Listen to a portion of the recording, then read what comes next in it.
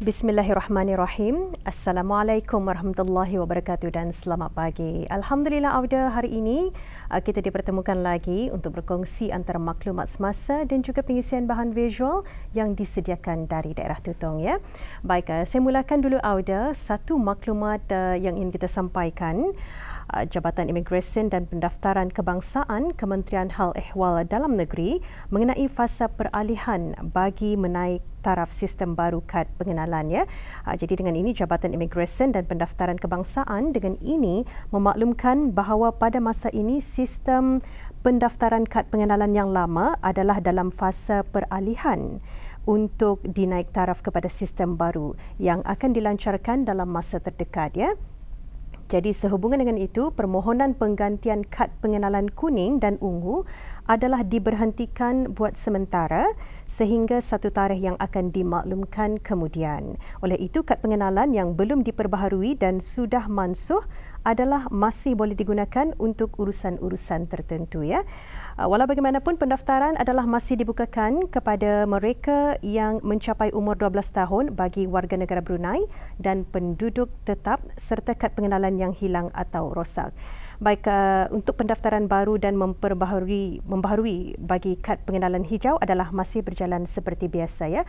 Walau bagaimanapun, bagi daerah Tutong yang ingin mendapatkan maklumat mengenainya, Auda boleh menghubungi talian 4221-251 ya, 4221-251 waktu pejabat. Baik, itu satu maklumat penting yang ingin kita berikan kepada bis kita. Dan sebelum saya maklumkan lagi beberapa acara yang akan berlangsung di daerah Tutong, kita beralih seketika ya menyaksikan bahan visual yang kami sediakan hari ini.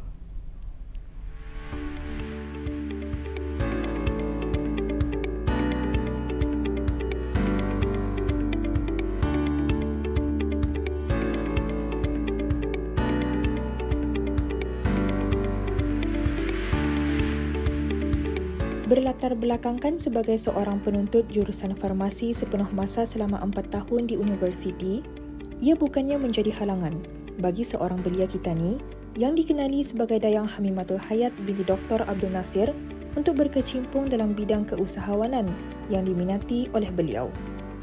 Bidang keusahawanan yang berkonsepkan fashion dan beauty merupakan bidang yang sememangnya disukai oleh beliau sendiri. So sebenarnya diri sendiri ada minat terhadap bidang fashion dan juga beauty, and ada collection tudung, dan dari sana ada timbul minat untuk collection tudung sendirilah. Sebenarnya before adanya Essentials.bn, saya ada menjadi mini agent untuk cosmetic products. So dari sanalah belajar sedikit sebanyak mengenai bisnes and mula timbul rasa minat untuk mempunyai bisnes sendiri. And as a student juga, matching tudung dengan outfit ini perkara yang biasa hari-hari. So dari sana ada rasa macam ingin sharing juga dengan orang yang di luar sana yang mencari tudung yang affordable tapi high quality. Ya memang bidang yang berbeza, satu fashion dan satu beauty. Tapi I think dua-dua bidang itu macam highly related. And if you can see juga di Brunei, trend macam modest fashion ini pun semakin meningkat. That's why macam berminat untuk memulakan bisnes tudung. Dengan mengusahakan perniagaan tudung secara kecil-kecilan, beliau kini telah aktif mengusahakannya lebih kurang dalam tempoh setahun. Membahagikan masa sebagai seorang penuntut sepenuh masa dan mengusahakan perniagaan secara sambilan memang diakui ianya bukan suatu perkara yang mudah.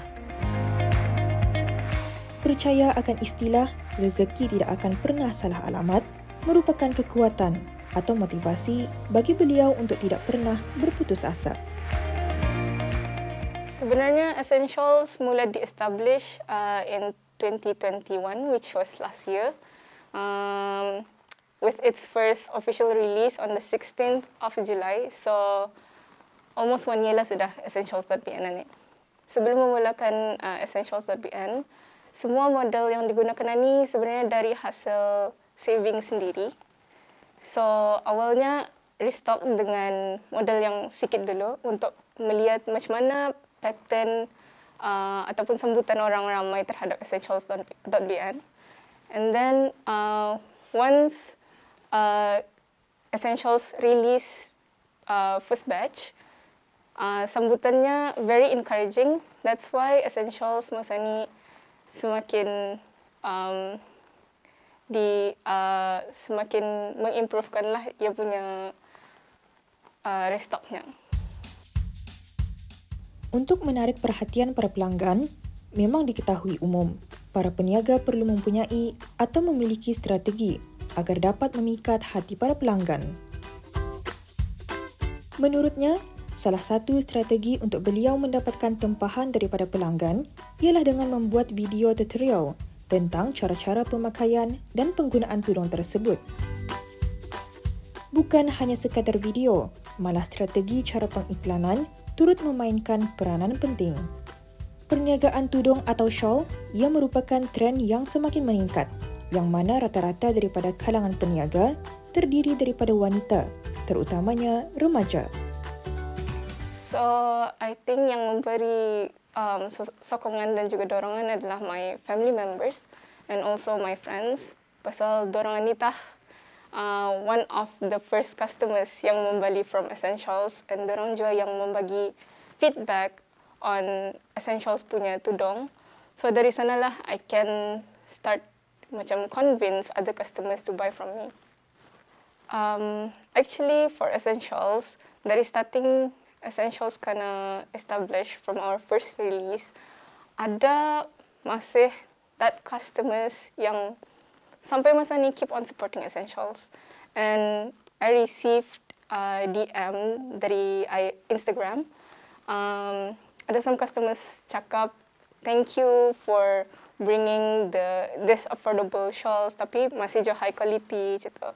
And mostly my customers, kalau yang new customers, they usually buy macam satu saja tudung untuk trial gitu. And then most of my customers usually repeat pasal they fell in love with the texture of the tudung, the material. So dorang akan sanggup tunggu for the next batch untuk book cepat-cepat lah, because our yang Essentials.bn ni first come first serve basis. Pelbagai jenis tudung, sama ada jenis cotton ataupun satin, dan pelbagai jenis ukuran, sama ada berbentuk segi empat atau shawl, pastinya beliau turut mementingkan dari aspek kualitinya. For me, I would encourage untuk belia masa ni untuk sambil belajar itu buka bisnes if dorang interested, because tani dah tahu our future macam mana. At least if tani ada bisnes, insyaAllah itu boleh support tani in the future lah. Dengan harapan untuk memperbaiki serta dapat mengembang luaskan lagi perniagaannya, itulah yang diharapkan oleh beliau sendiri.